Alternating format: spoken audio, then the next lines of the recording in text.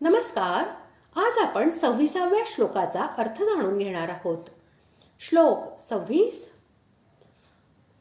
अश्वत्थः सर्ववृक्षाणां देवर्षीणां च नारदः गंधर्वाणां चित्ररथः सिद्धानां कपिलो मुनिः. श्लोकाचा अर्थ: सर्व वृक्षात पिंपळ आणि देवर्षींमध्ये नारद मुनी, गंधर्वांमध्ये चित्ररथ आणि सिद्धांमध्ये कपिल मुनी मी आहे. पिंपळाचा वृक्ष हा सर्व वनस्पतींमध्ये राजा आणि पूजनीय मानलेला आहे. पिंपळ हा एक सौम्य वृक्ष आहे. याच्या खाली कोणतेही झाड वाढू शकते आणि हा डोंगर, घराचे छत, भिंत इत्यादी कठोर जागेवरही उगवतो. पिंपळाच्या वृक्षाच्या पूजेचे खूप मोठे महात्म्य आहे. आयुर्वेदात पुष्कळशा रोगांना नष्ट करण्याची शक्ती या पिंपळ वृक्षात सांगितली गेली आहे. या सर्व दृष्टीने भगवंतांनी पिंपळाला आपली विभूती असे म्हटले आहे. देवर्षी हे पुष्कळ आहेत आणि नारदही पुष्कळ आहेत, परंतु देवर्षी नारद एकच आहेत. हे भगवंताच्या मनोगतानुसार वागणारे आहेत आणि भगवंताला जशी लीला करावयाची असते तशी पूर्वपीठिका हे पूर्वीच तयार करून ठेवत असतात. म्हणून नारदांना भगवंताचे मन म्हटले गेले आहे. हे नेहमी वीणा घेऊन भगवन नाम संकीर्तन करत फिरत असतात.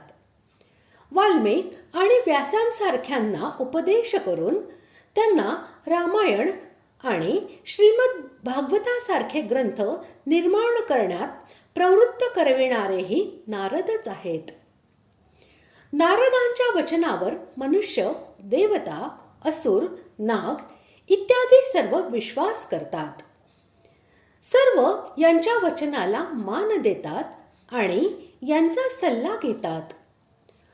महाभारत इत्यादी ग्रंथात यांच्या अनेक गुणांचे वर्णन केले गेले आहे. येथे भगवंतांनी त्यांना आपली विभूती म्हटले आहे. गंधर्व ही एक विशिष्ट देवयोनी आहे. हे देवलोकांमध्ये गायन, वादन व नाट्याभिनय करीत असतात. स्वर्गामध्ये हे सर्वात सुंदर आणि अत्यंत रूपवान असे मानले जातात. गुह्यक लोकांच्या वर आणि विद्याधर लोकांच्या खाली यांचा गंधर्व लोक आहे. देव आणि पितर यांच्याप्रमाणे गंधर्व हे सुद्धा मर्त्य आणि दिव्य अशा दोन प्रकारचे असतात. जे मनुष्य मेल्यावर पुण्यबलाने गंधर्व लोक प्राप्त करून घेतात ते मर्त्य होत आणि जे कल्पाच्या आरंभापासूनच गंधर्व आहेत त्यांना दिव्य असे म्हणतात. सर्व गंधर्वात चित्ररथाला सर्वांचा अधिपती मानले जाते. चित्ररथ हा दिव्य संगीत विद्येमध्ये पारंगत आणि अत्यंत निपुण आहे. त्यामुळे भगवंतांनी याला आपले स्वरूप असे म्हटले आहे.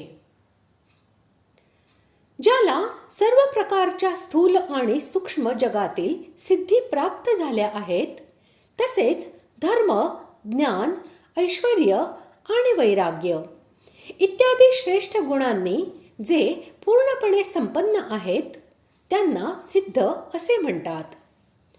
असे हजारो सिद्ध आहेत. त्या सर्वांमध्ये भगवान कपिल हे मुख्य आहेत. भगवान कपिल हे साक्षात ईश्वराचे अवतार होत. महायोगी कर्दम मुनींची पत्नी देवहूती हिला ज्ञान देण्यासाठी यांनी तिच्याच गर्भातून अवतार घेतला. हे प्रकट होते वेळी स्वतः ब्रह्मदेवाने आश्रमात येऊन देवहूतीला सांगितले होते.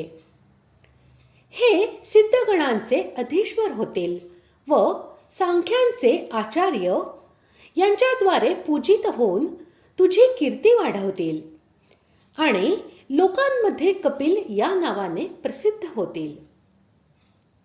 हे स्वभावतःच नित्य ज्ञान, ऐश्वर्य, धर्म व वैराग्य इत्यादी गुणांनी संपन्न आहेत. यांची बरोबरी करणारा दुसरा कोणी सिद्ध नाही. मग यांच्यापेक्षा मोठा कोणी कसा होऊ शकेल? म्हणून भगवंतांनी सर्व सिद्धांमध्ये कपिल मुनीला आपले स्वरूप असे म्हटले आहे.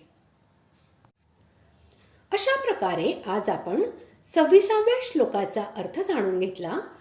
पुढील भागात आपण 27व्या श्लोकाचा अर्थ जाणून घेणार आहोत. धन्यवाद.